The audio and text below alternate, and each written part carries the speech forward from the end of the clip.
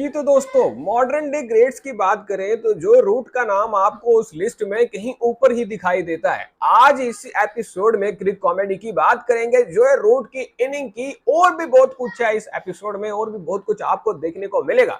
तो अभी से चैनल को सब्सक्राइब कर लीजिए और इस वीडियो को लाइक जरूर कर देना। तो भाइयों शुरू करते हैं। जो रूट भाई साहब, क्या जैक कैलिस, क्या राहुल ड्रेविड, क्या रिकी पोंटिंग, बड़े बड़े दिग्गज किस्म के बल्लेबाजों को पीछे छोड़ते हुए उनके रिकॉर्ड को ओवरटेक कर लिया है जो रूट ने। जो रूट अपने करियर में 13,379 रन से ज्यादा स्कोर कर चुके हैं। कल की इनिंग जो उन्होंने खेली है जिसमें 150 रन उन्होंने स्कोर किए हैं, उस 150 रन के साथ जो रूट ने सबको सरपास कर दिया है। एक ही इनिंग में बड़े बड़े दिग्गज बल्लेबाजों को पीछे छोड़ चुके हैं जो रूट। और अगर मॉडर्न डे ग्रेट उनको कहा जाए तो ये बात किसी भी एंगल से गलत नहीं होगी, क्योंकि भाई साहब जो रूट इतना बड़ा खिलाड़ी है, इतना बड़ा खिलाड़ी है कि उसको वर्ड्स में एक्सप्लेन कैसे करना है, मेरी समझ से ये चीज बाहर है। टेस्ट क्रिकेट में भाई साहब बंदा 12,000 से ज्यादा रन स्कोर कर चुका है भाई, मतलब नेक्स्ट लेवल थिंग हो चुकी है।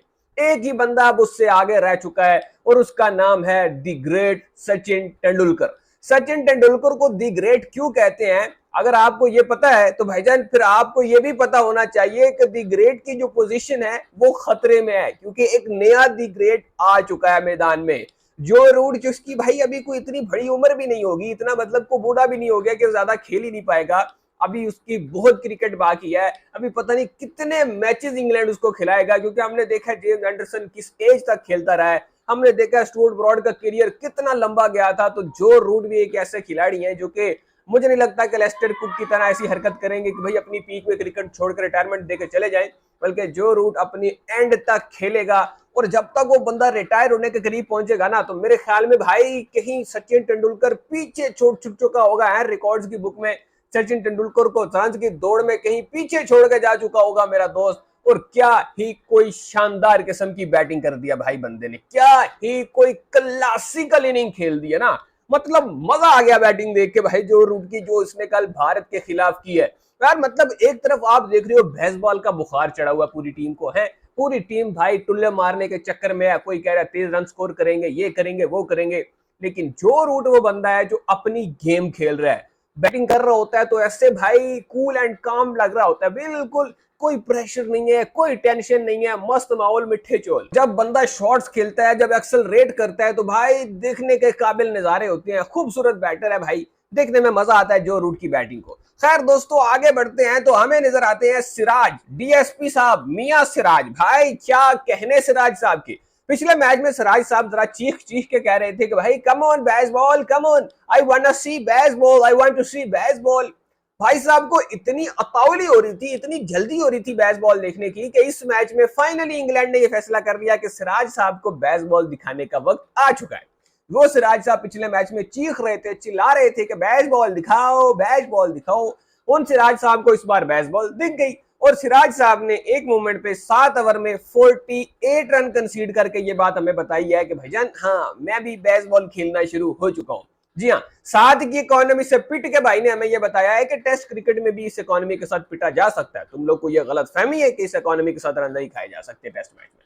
जी हाँ, डीएसपी साहब ने फैसला जो है वो अपने हाथों में ले लिया, कानून अपने हाथों में लेते हुए भाई उन्होंने ये बताया है सबको कि भाई इतने रन भी कंसीड होते हैं और मैं खाता हूं इतने रन, और कोई खाए ना खाए, प्रसिद्ध कृष्णा नहीं है तो क्या हुआ भाई, उसकी उसकी कमी तो पूरी करूंगा ना मैं। भाई सिराज साहब well done, well done, great great, well done, जबरदस्त। लेकिन वो साथ में मैं ये पूछना भी चाहूंगा कि पायण हुण आराम है हुण सुकून आ गया, हुण पता लग गया कि पायण बेसबॉल हैगी कि नहीं हैगी, देख ली बेसबॉल या होर देखनी है, क्योंकि पिंड कढ़ा कढ़ा के तुहाडी ते छड़िया कख नहीं इंग्लैंड वालियां ने। भाई साहब इंग्लैंड की टीम इस वक्त 544 रन स्कोर कर चुकी है, अभी भी 7 खिलाड़ी आउट है और बेन स्टोक अभी भी क्रीज पर मौजूद है। बेन स्टोक अभी स्टिल क्रीज पर खड़ा है भाई। और अभी भी अगर आपको लग रहा है कि बेसबॉल नहीं खेली गई, बेसबॉल नहीं दिखाई गई, तो सर आप जो है वो थोड़ा सा अपना आंखों का, दिमाग का, सोच का, सब चीज का इलाज करवाएं, क्योंकि फिर अगर आपको बेसबॉल दिखा दी ना असल वाली, तो भाईजान फिर आपने दोनों कानों को क्या भाई, मैंने कहना पांव उठा के अपने अपने कानों को आके तौबा करनी है कि यार साडी तौबा अगू बाद असं इस तरह की स्टेटमेंट नहीं देने लगे, असं इस तरह की स्लेजिंग नहीं करने लगे। खैर दोस्तों आगे बढ़ते हैं। तो कुमार संगकारा ने जो रूट के ऊपर एक स्टेटमेंट दिया। कुमार संगकारा जो रूट के बारे में कहते हैं कि भाई मेरी ये ख्वाहिश है, मैं ये चाहता हूं कि अपने कैरियर के आखिर में जो रूट वो 16,000 के मार्जिन पे खड़ा हो। वो जो 16,000 रन टेस्ट क्रिकेट में करने का एक ख्वाब है, वो जो रूट पूरा करे और जो रूट अपने कैरियर में वो गोल अचीव करे, जो कि हमें लग रहा है कि जो रूट कर भी सकते हैं। भाई 3,000 2,000 रन का फर्क रह चुका है और अभी बहुत क्रिकेट बाकी है। जो रूट की फिटनेस लेवल बंदे का बिल्कुल ओके है, एज भी कुछ ज्यादा खास नहीं है, बिल्कुल बिल्कुल ओके सीन्स है। अनफॉर्चुनेट अगर कोई चीज ना हो जाए तो इसके अलावा जो रूट बंदा जा रहा है भाई सचिन तेंदुलकर का रिकॉर्ड तोड़ने। आज ये बात मेरी लिख लो, स्क्रीनशॉट ले लो, रिकॉर्ड कर लो, जो मर्जी कर लो, लेकिन ये बात आपको मैं बता रहा हूं कि जो रूट एक दिन सचिन तेंदुलकर का ये रिकॉर्ड तोड़ देगा। इसके अलावा रिकी पोंटिंग, यार मतलब क्या इंसान है भाई, क्या बंदा है भाई। मतलब हमने देखा है प्लेयर्स को जब उनके रिकॉर्ड ब्रेक होते हैं तो उनको ऐसे ना अंदर से चुलबुली लग जाती है भाई, मिर्चें लग रही होती है कि इन्हें मेरा रिकॉर्ड तोड़ देता है, इन्होंने में छिड़ना है, मेरे खिलाफ आ गया है, मेरे तो अच्छा बढ़ने की कोशिश कर रहा है, ये वो इस तरह की बुग़्ज़ वाली हरकतें जो होती है हमें देखने को मिलती है। और फिर इंग्लैंड और ऑस्ट्रेलिया के दरमियान जो राइवलरी है वो हम सबको पता है भाई, उनको नहीं हजम होते इंग्लैंड को ऑस्ट्रेलिया वाले और ऑस्ट्रेलिया वालों को इंग्लैंड वाले।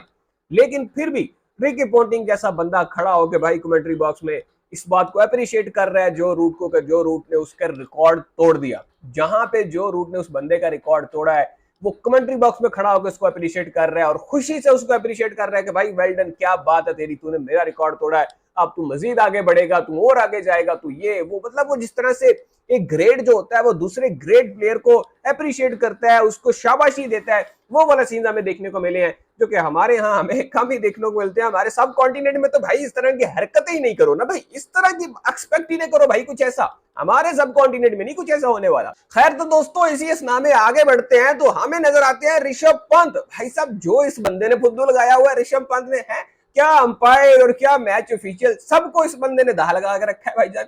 ये बंदा आता है, बैटिंग करता है, हल्का सा लंगड़ाता लंगूता बाहर चला जाता है भाई, कोई फर्क ही नहीं पड़ रहा भाई किसी को। वो ध्रुव यूरैल बेचारा रो रहा है, परेशान बैठा है कि यार मेरे को सिर्फ कीपिंग ही कराई जा रही है पूरी सीरीज विच, वो कोई बैटिंग शेटिंग भी दो। ओ भाई ने ये तो भाई मैं कह रहा हूँ जो यूरियल को कह रहा हूँ भाई तू रोनी पा दे, तू भाई ग्राउंड में रोना शुरू कर दे, तू कहे मेरे नाल के बद ना इंसाफी हो रही है, ये बदध्यांती के लिए कमाने भाई, ये केड़ी गल होगी। साडे इत्थे ते मुंडे लड़ के चले जाते ने घर के, सानू वारी नहीं लभी, असी खेडन ही नहीं आना। ध्रुव यूरैल तू ही भाई आगे से यही काम कर, तूने भी कहना कि एक ही गल हुई, मैनू वारी नहीं दी, मैं बाइकआउट करना, मैं खेडन ही नहीं आना भाई, एक ही गल होगी। भाई साहब ऋषभ पंत ने मतलब अलग ही सीन चला रखे हैं। अभी मेरे ख्याल में इस पूरी सीरीज में मैं देख रहा था 2 मैचेस में ऐसा हो चुका है, पहले ही ऑलरेडी 2 मैचेस में ऐसा हो चुका है कि ऋषभ पंत साहब जो हैं वो फील्डिंग के टाइम बाहर चले जाते हैं, उनको कोई मसले वसले हो जाते हैं तो वो रेस्ट करने के लिए चले जाते हैं। बैटिंग टाइम पे बंदा आता है, बैटिंग करके बाहर चला जाता है। ध्रुव यूरैल बेचारा ना मैच खेल रहा है, ना कोई अलग से पिंदी निकल रही है बेचारे की, कीपिंग कर करके पूरी सीरीज में वो घिस गए। लेकिन मजे अपने भाई ऋषभ पंत के लगे हुए हैं, वो जाके ये आराम से बैठ जाता है, बाद में है ड्रेसिंग रूम में बैठ के मैच देखता है, एंजॉय करता है पूरा। बैटिंग की बारी आती है तो चलो जी रेडी होके बंदा बैटिंग करने आ जाता है कि चलो जी सर शुगर मेला ला ये बैटिंग शैटिंग कर रहा है। खैर दोस्त ने बैटिंग अच्छी किया भाई, 50-50 स्कोर करके गया, एक अच्छी इनिंग खेल के गया, लेकिन फुद्दू भाई चंगा लगाया हुआ भाई, इस बंदे ने फुद्दू चंगा लगा हुआ है भाईजान ऋषभ पंत का। हाँ निजाम चला ही रखो भाईजान, कोई मसला नहीं है। खैर दोस्तों आज भारत ने एक नया जो है वो फ्रंट लाइन पेसर ऐड किया है। मतलब भारत ने ना इस मैच में एक नया पेसर ऐड किया था भाईजान, और कह रहे थे ये ना हमारे पास फ्रंट लाइन पेसर है भारत का, ये भारत का प्रीमियम फास्ट बॉलर जिसे कह लो भाई, सिंपल कह लो प्रीमियम फास्ट बॉलर है। भाई साहब की पेस जो है वो देख के मैं तो सोच में पड़ गया हूँ कि भाई इसी पेस के साथ तो मिचेल ओवन बॉलिंग करता है, उसको हम पार्ट टाइमर कहते हैं, ये प्रीमियम फास्ट बॉलर है, तो फर्क भाई फर्क नहीं दिख रहा है। अभी अभी आज वेस्ट इंडीज और ऑस्ट्रेलिया का मैच चल रहा था जिसमें मिचेल ओवन बॉलिंग कर रहा था, तो 127, 128, 129 तो वो बॉलिंग कर रहा होता है। तो ये अंशुल कंबोज मेरा दोस्त जो है भाई, इसने इसकी पेस भी वही चल रही है भाई। मतलब ये क्या है भाईजान, जरा कुछ बताइए अंशुल कंबोज की पेस के बारे में, कुछ रोशनी डालिए मेरे भारतीय दोस्त, अगर मुझे कोई देख रहा है तो सर जरा बताइए ये अंशुल कंबोज साहब कौन से प्रीमियम फास्ट बॉलर है, क्योंकि ये मैं नहीं कह रहा, ये आप ही के दोस्त कह रहे हैं। मैंने अपने ही भारतीय दोस्तों की सोशल मीडिया पे पोस्ट देखी है जो कि कह रहे थे कि अंशुल कंबोज इज बैक, हैं भारतीय प्रीमियम फास्ट बॉलर आ चुके हैं, अब पता चलेगा इंग्लैंड को बॉलिंग क्या होती है। वजन इंग्लैंड को क्या पता चल रहा है, हमें भी पता चल गया कि बॉलिंग क्या होती है। वेल डन अंशुल कंबोज भाई, पर जरा फास्ट बॉलर हटा दिए थे ना दे नालू, कोई मीडियम पेसर, कोई भागता हुआ स्पिनर, कुछ इस तरह का ऐड कर दो ताकि हमें भी पता चले भाई, जरा क्लियरिफाई हो जाए ना कि ये है क्या चीज है, जरा पता चल जाए भाईजान। ऐसे तो हम भी मखमस्से में रह जाएंगे कि सर ये फास्ट बॉलर है, ये स्पिन बॉलर है। यार दोस्तों, साथ ही अगर बात करें जसप्रीत बुमराह की, तो भाई बुमराह भाईजान, ये जो आपने भी काम शुरू किए हुए हैं ना, ये जो आपके भी काम है, ये कोई निराले ही चल रहे हैं भाईजान। Jasprit Bumrah the great bowler, sir the world best bowler, क्या भाई सन इस बंदे को वसीम अकरम से कंपेयर कर रहे हैं। भारतीय जो है हमारे हमारे पड़ोसी, इस बंदे को वसीम अकरम के साथ कंपेयर कर रहे हैं, जिसकी एवरेज एक स्टैट ऐसा निकल कर आया ना, जिसको देखकर सभी हैरानो परेशान रह गए हैं कि भाई साहब ये एवरेज है इस बंदे की, इसको तुम वसीम अकरम बनाना चाह रहे हो। है कहाँ द ग्रेट वसीम अकरम भाई, जिसने स्विंग का इन्वेंशन किया, जिसने रिवर्स स्विंग करना शुरू, मतलब भाई वो क्या क्या क्वालिटीज थी उस बंदे में, और किस किस पाए के बैट्समैन को बंदा बॉलिंग कर चुका है। और यहाँ पे जनाब जसप्रीत बुमराह साहब 41 की एवरेज लेकर आ रहे हैं और कह रहे हैं जी दी ग्रेट वसीम अकरम नया वसीम अकरम लब गया, सानू वसीम अकरम लब गया, एमी वसीम अकरम लब गया, पाजू भाईजान वसीम अकरम लब गया ਤੁਹਾਨੂੰ। जसप्रीत बुमराह के बारे में स्टैट निकल कर आया है और हैरानो परेशान मेरे दोस्त पजीत दोस्त जो हैं वो तो इसको मानने से इनकार कर रहे हैं। वो कह रहे हैं भाईजान नहीं, ये इंग्लैंड की साजिश है, ये इन गोरों की साजिश है, ये हो ही नहीं सकता, बुमराह जी के ऐसे स्टैट वो पॉसिबल ही नहीं है भाई। बुमराह जी के स्टैट निकलकर सामने आते हैं कि जो टॉप ऑर्डर के बैटर्स होते हैं, यानी कि जो 5वें 6ठे नंबर तक जो बैटर होते हैं, उनके खिलाफ बुमराह जी की बॉलिंग एवरेज है 41।